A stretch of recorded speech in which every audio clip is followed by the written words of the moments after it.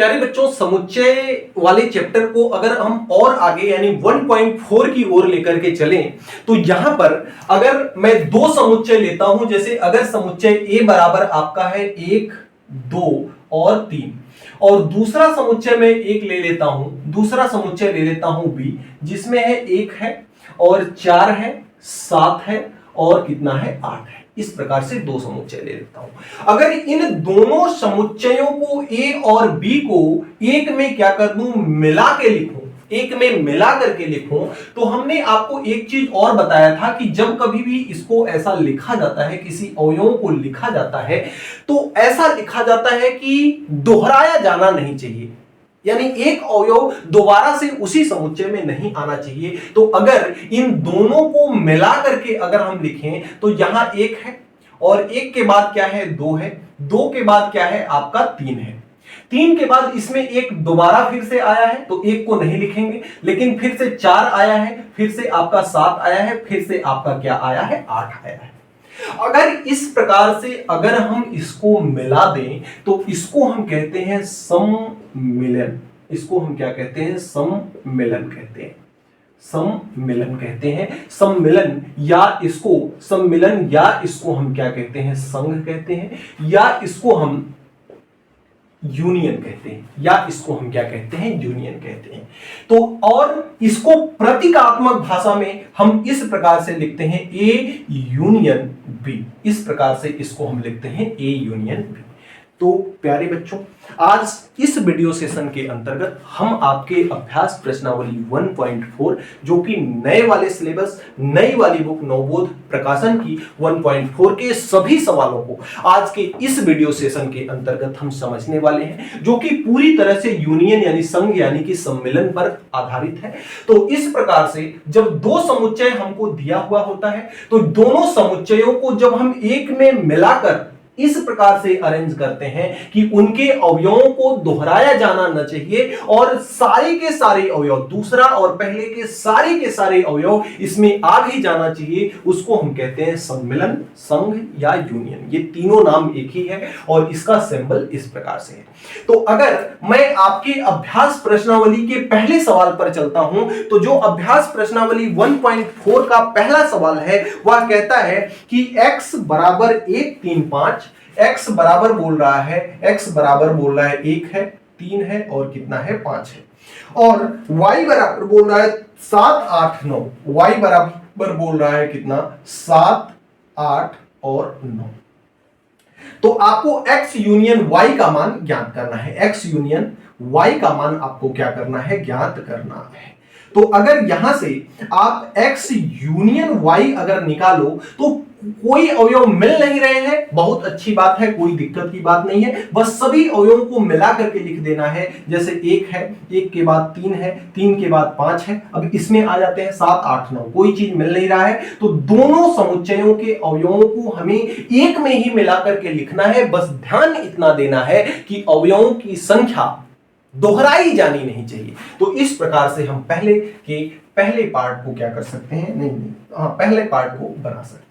अब अगर इसके दूसरे पार्ट की बात करते हैं तो दूसरे पार्ट में आपका a बराबर 1, 2, 3, 4 दिया हुआ है। a बराबर दिया हुआ है कितना, 1 है, 2 है, 3 है और 4 है। और b की बात करें तो b बराबर दिया है 3, 4, 5, 6।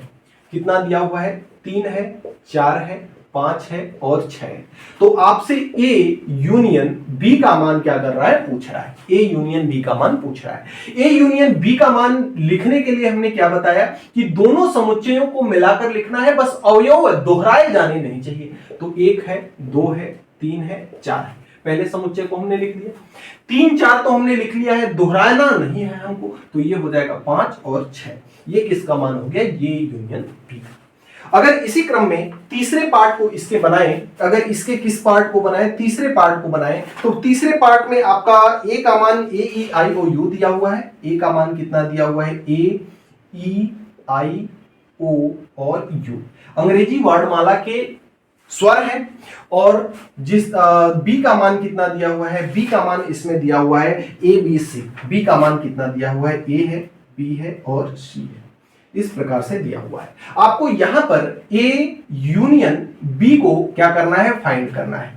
तो अगर इसमें आप ए यूनियन बी को फाइंड करते हैं तो ए यूनियन बी बराबर कितना हो जाएगा, ए यूनियन बी बराबर कितना हो जाएगा, ए यूनियन बी बराबर यहां से होगा, इन दोनों को सम्मिलित करके लिखना है ए बी सी। सबसे पहले हमने इसको सीक्वेंस में अरेंज कर दिया। अब ए को लिख लिया है हमने, ए को लिखना नहीं है, ए आई ओ यू, ए ई को तो लिखना ही है, ई नहीं है, ई आई ओ यू, तो ये हो जाएगा ई आई ओ यू। इस प्रकार से हम यूनियन को क्या कर सकते हैं, लिख सकते हैं। तो इस तरह से आपका पहले के सभी पार्ट्स को क्या कर सकते हो आप बना। अगले क्रम में प्रश्न संख्या दूसरा आपको बताएं, इसके पहले यहां पर आपको 4 नियमों को ध्यान देना पड़ेगा, जिसमें पहला नियम है वर्गसम नियम। वर्गसम नियम, वर्गसम नियम क्या कहता है, वर्गसम नियम क्या कहता है कि अगर वर्गसम नियम आपका कहता है कि अगर कोई भी समुच्चय ए है उसके स्वयं के साथ अगर आप यूनियन लगाओगे तो वह उसका मान कितना आएगा, वही समुच्चय ही मान उसका आएगा। दूसरा आपका क्या है, दूसरा आपका है क्रम विनिमय नियम। दूसरा आपका क्या है, क्रम विनिमय नियम। दूसरा आपका क्या है, क्रम विनिमय नियम। क्रम विनिमय नियम का मतलब यह है कि ए यूनियन बी जो है वह बराबर होगा क्रम विनिमय, यानी क्रम को बदल देना। तो यहां पर अगर बी यूनियन ए भी हम कर देते हैं तो वह आपस में क्या होगा, बराबर होगा। इसका दूसरा नियम। अगर हम बात करते हैं तीसरे नियम को, तो तीसरा नियम जो है आपका है साहचर्य नियम।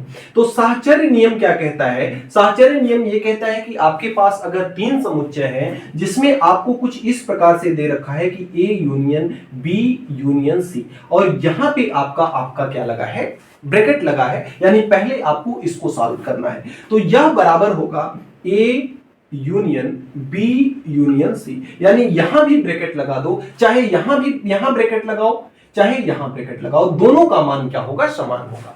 तो ये तीसरा नियम रहा। और अगर हम चौथा नियम की बात करें तो चौथा नियम है तत्समक नियम। चौथा नियम क्या है आपका, तत्समक नियम। इन सबको ध्यान में रखना है ना।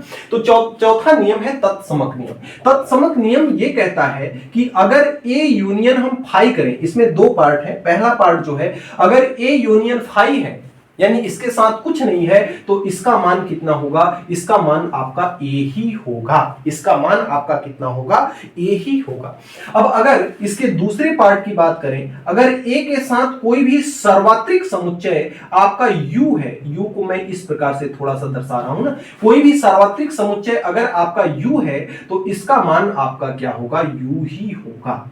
इसका मान क्या होगा, आपका यू ही होगा। यू को थोड़ा सा मैं इस प्रकार से बना रहा हूं ताकि ये इससे न मिले, तो इसका मान यू ही होगा। ये 4 नियम मुख्य रूप से लागू होते हैं किस पर, ये 4 नियम मुख्य रूप से लागू होते हैं किस पर, यूनियन पर। किस पर लागू होते हैं, यूनियन पर, यानी कि संघ पर। यूनियन यानी कि संघ पर ये 4 नियम लागू होते हैं। अब अगर हम प्रश्न संख्या 2 की बात करें, प्रश्न संख्या किसकी बात करें, प्रश्न संख्या 2 की बात करते हैं, तो प्रश्न संख्या 2 कहता है कि दर्शाइए कि ए बराबर 1 2 3 4।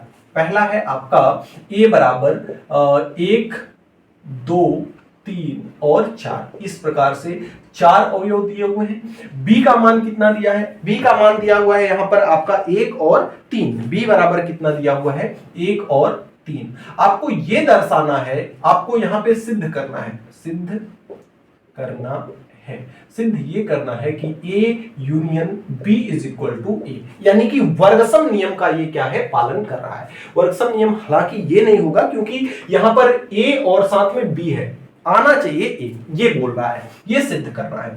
तो यहां पर अगर हम देखें तो ए यूनियन बी अगर निकालें तो ये मान कितना हो जाएगा, 1 2 3 4। 1 2 3 4। समुच्चय बी के अवयव को देखें तो 1 और 3, 1 और 3 हमने लिख लिया है। क्योंकि यह मान समुच्चय ए यूनियन बी का जो मान आया वह मान समुच्चय किसका मान है, समुच्चय ए का मान है। वह किसका मान है, समुच्चय ए का मान है, जो कि सिद्ध हुआ, इति सिद्धम। अगर हम इसके दूसरे पार्ट को देखें तो इसका दूसरा पार्ट कहता है ए बराबर 1 2 3। ए बराबर कितना दिया हुआ है, ए बराबर दिया हुआ है 1 2 और 3, और बी बराबर दिया हुआ है कितना, बी बराबर इसमें दिया हुआ है 5। फाइव हो। तो दर्शाइए कि ए यूनियन फाइव बराबर ए, यानी कि ए यूनियन फाइव यानी कि बी, फाइव यानी कि क्या है बी, तो ए यूनियन बी बराबर फाइव आपको ये क्या करना है, दर्शाना है। सॉरी, ए बराबर ए आपको क्या करना है, सिद्ध करना है। ये चीज क्या करना है, आपको सिद्ध करना है, सिद्ध करना। आइए देखते हैं, अगर ए यूनियन बी निकालें तो ए यूनियन बी बराबर कितना हो जाएगा, फाइव का मतलब कुछ नहीं, तो एक दो तीन ही होगा, एक है दो है तीन है तो यही होगा, फाइव का मतलब कुछ नहीं। और ये किसका मान है, ये ए का मान है, यही आपको क्या करना था, सिद्ध करना था। इति सिद्धम। तो इस प्रकार से प्यारे बच्चों प्रश्न संख्या 2 को आप क्या कर सकते हो, बना सकते हो। अब अगर आपकी परीक्षा में कहीं कोई ये पूछता है कि क्या जो आपका यूनियन है या जो आपका संघ है वह वर्गसम नियम का पालन करता है, तो जी बिल्कुल वर्गसम नियम का पालन करता है। क्रम विनिमय नियम का पालन करता है, यूनियन पालन करता है, साहचर्य नियम का भी पालन करता है और तत्समक नियम का भी पालन करता है। आइए चलते हैं अगले सवाल, प्रश्न संख्या देखिए, जो अगले क्रम में प्रश्न संख्या 3 है आपका। प्रश्न संख्या 3 जो है कहता है दो समुच्चय दिया हुआ है, जिसमें पहला समुच्चय ए बराबर बोल रहा है एक्स सच दैट एक्स एक प्राकृतिक संख्या है और एक से बड़ी, x कैसा है, एक से बड़ा और 6 से छोटा या बराबर। तो एक से बड़ा प्राकृतिक संख्या 2, 2 के बाद 3, 3 के बाद 4, 4 के बाद 5, 6 को ले आना, तो 6 से छोटा या बराबर कह रहा है तो बराबर का भी चिन्ह है, इसलिए 6 को ले लेंगे। b बराबर क्या बोल रहा है, b बराबर बोल रहा है कि b क्या है, x सच दैट x एक प्राकृतिक संख्या है जो 6 से छोटी है और 6 से बड़ी और 10 से क्या है, छोटी है। 6 से बड़ी और 10 से क्या है, छोटी है। x 6 से बड़ा है यानी 7 है, 8 है, 9 है। 10 से छोटा है अतः 10 को नहीं लेना है, 6 से बड़ा लेना है अतः 6 को नहीं लेना है। तो यहां पर आपका कह रहा है कि A यूनियन B ज्ञात करना है, आपको A यूनियन B आपको निकालना है। तो A यूनियन B कितना हो जाएगा, 2 है, 3 है, 4 है, 5 है और 6 है। ये हो गया। इसमें 7, 8, 9 को ले लेंगे, 7, 8, 9 सभी को हमने ले लिया। बस अंक दोहराया जाना नहीं चाहिए, बस यही आपका क्या हो जाता है, यही आपका हो जाता है आंसर। अगर अगले क्रम में प्रश्न संख्या 4 की बात करें तो प्रश्न संख्या 4 कहता है a बराबर 1 2 3 4। a बराबर कितना दिया हुआ है, 1 2 3 और 4 दिया हुआ है। b बराबर कितना दिया हुआ है, b बराबर दिया हुआ है 3 4 5 6। कितना दिया हुआ है, 3 4 5 और 6 दिया हुआ है। और आगे c बराबर दिया है 5 6 7 8। c बराबर कितना दिया हुआ है, 5 है, 6 है, 7 है और 8 है। d बराबर भी दिया हुआ है क्या, d बराबर दिया हुआ है 7 8 9 10। d बराबर कितना दिया हुआ है, 7 8 9 और 10। इस प्रकार से ये 4 मान दे रखा है। तो कहता है कि A यूनियन B ज्ञात कीजिए। यहां से अगर A यूनियन B निकालना हो तो A में 1 2 3 4 है, तो 1 2 3 और 4। B में 3 और 4 ऑलरेडी पहले हमने लिख चुका है, दोहराना नहीं चाहिए, तो ये हो जाएगा 5 और 6। इस प्रकार से A यूनियन B हम लिख सकते हैं, पहला। और दूसरा A यूनियन C, ये आपका पहला है। दूसरा बोल रहा है A यूनियन C निकालना है, तो A का मान कितना है, 1 है, 2 है, 3 है और 4 है। और C का मान कितना है, 5 6 7 8। तो दोहराया जाना नहीं चाहिए, बाकी लिखना सबको है, कोई छूटे ना। तो 5 6 7 8 ये आपका हो गया A यूनियन C।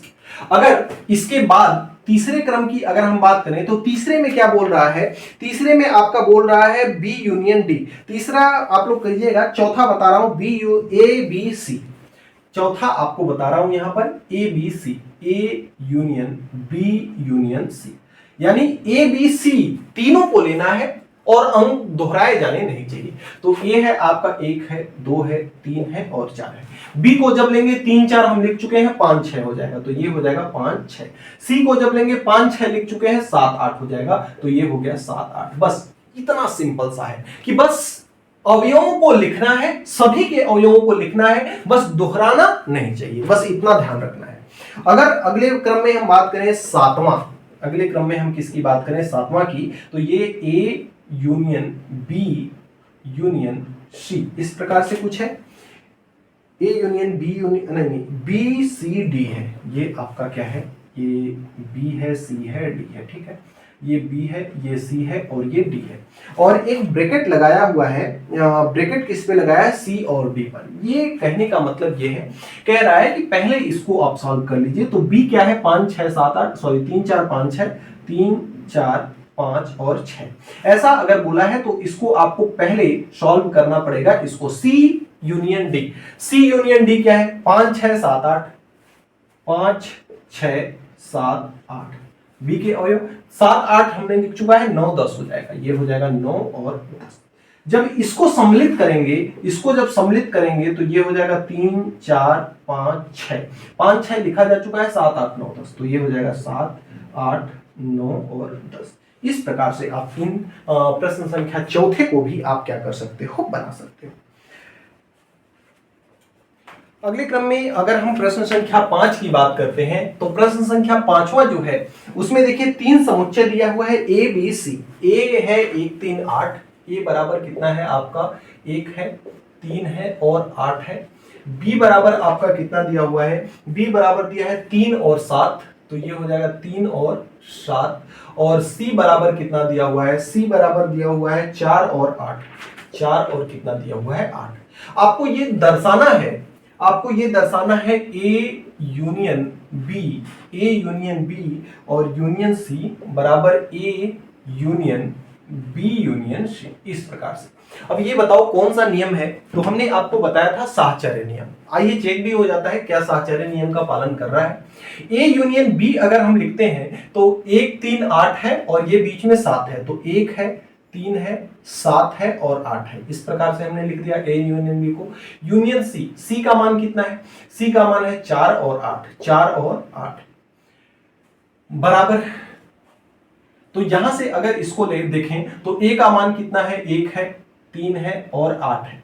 हमें यहां पर यूनियन किस, इसको इस ब्रैकेट को पहले हल करना है, तो बी यूनियन सी कितना हो जाएगा, 3 7 3 4 7 8, तो ये हो जाएगा आपका 3 4 7 और 8 हो जाएगा। सभी अवयवों को हमने लिख दिया, इसके बस दोहराया जाना नहीं चाहिए। तो यहां से अगर देखें तो सबको अब लिखें फिर से, 1 है, 1 के बाद 3 है, 3 के बाद 4 आएगा तो 4 हो जाएगा, 7 हो जाएगा और 8 हो जाएगा। सभी को हमने लिख दिया, कोई भी अवयव बचा नहीं और कोई भी अवयव दोहराया जाना नहीं चाहिए। इधर भी वही करना है हमको, इन सबको लिखना है। 1 है, 1 के बाद 3 है, तो 1 है, 1 के बाद 3 है, 3 के बाद क्या है 4 है, 4 के बाद क्या है 7 है, 7 के बाद क्या है 8 है। कोई ऐसा अवयव नहीं है जो छूटा हो। अब इसमें भी देखिए 1 3 4 7 8, 1 3 4 7 8, यानी हम ये कह सकते हैं कि लेफ्ट हैंड साइड बराबर राइट हैंड साइड। अतः यह साहचर्य नियम का पालन कर रहा है। यही हमें क्या करना था, सिद्ध करना था, जो कि सिद्ध हुआ। इति सिद्धम, इति सिद्धम। तो इस प्रकार से आप प्रश्न संख्या 5 को क्या कर सकते हो, बना सकते हो। अगर अगले क्रम में हम बात करते हैं प्रश्न संख्या 6 की, तो प्रश्न संख्या 6 कहता है कि a बराबर x such that x belongs to n, x such that x belongs to n, और जो 3 के गुणज हैं, x क्या है 3 का गुणज है, तो 3 का गुणज 3, 3 के बाद 6, 6 के बाद 9, 9 के बाद 12, 12 के बाद 15, 15 के बाद कितना 18, 18 के बाद कितना 21, 21 के बाद कितना 24। इसी प्रकार से आगे क्या होता जा रहा है, बढ़ता जा रहा है। और b बराबर क्या बोल रहा है, b बराबर बोल रहा है यहां पर कि x such that x belongs to n, और x 6 से क्या है, छोटा है। प्राकृतिक संख्या है लेकिन x 6 से क्या है, छोटा है। 6 से छोटा है यानी कि 1 2 3 4 5 6, 6 से छोटा, तो 6 को नहीं लेना है। अब यहां पर आपको क्या करना है, ए यूनियन बी अगर निकालना हो, ए यूनियन बी निकालना हो तो सभी अवयवों को लेना है, बस छूटना नहीं चाहिए। तो इसमें एक्स्ट्रा क्या है, 1 है 2 है, बाकी 1 है 2 है 4 है 5 है, इतना है ना। तो 1 2 3 4 और 5, इतना हमने लिख लिया इसके अवयव। इन सभी अवयवों को लिखना है, बस छूटना नहीं चाहिए। तो 3 को तो हमने लिख चुका, तो 3 को दोबारा नहीं लिखेंगे। 6 9 12 इसको लिख लेंगे, 6 9 12 15, 15 के बाद कितना है आपका 18, 18 के बाद 21, 21 के बाद 24, 24 के बाद कितना 27। इस प्रकार से ये आगे की ओर चलता चला जाएगा। इस प्रकार से आपका ये हो जाएगा यूनियन। तो इस तरह से प्यारे बच्चों हम प्रश्न संख्या 6 को भी कंप्लीट कर सकते हैं और हमने आपके इस प्रश्नावली के सभी सवालों में आपको यूनियन का कॉन्सेप्ट समझाया। वीडियो कैसी लगी, समझ में आया कि नहीं आया, एक कमेंट करके जाइएगा। मिलते हैं नेक्स्ट वीडियो में नेक्स्ट टॉपिक के साथ नेक्स्ट डे। तब तक के लिए बाय बाय।